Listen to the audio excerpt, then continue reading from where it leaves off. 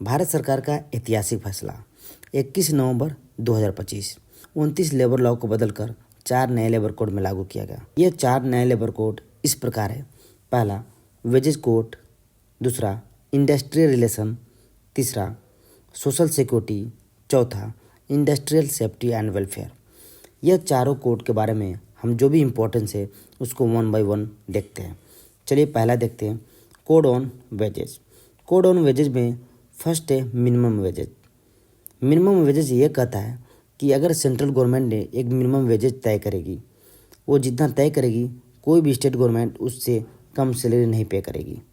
दूसरा payment of wages. Payment of wages में देखेंगे टाइमली वेजेज पेमेंट किया जाएगा, ऑर्गेनाइज सेक्टर हो या अनऑर्गेनाइज सेक्टर हो।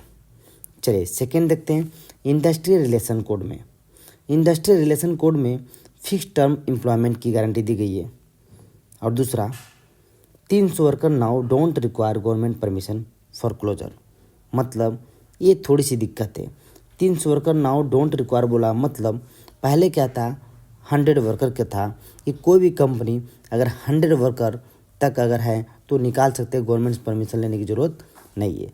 बट अब नए बिल में क्या किया गया 300 वर्कर होना चाहिए। 300 वर्कर का अगर कंपनी है तो 300 वर्कर के नीचे तक वो कभी भी निकाल सकती है, गवर्नमेंट की परमिशन नहीं लेनी पड़ेगी।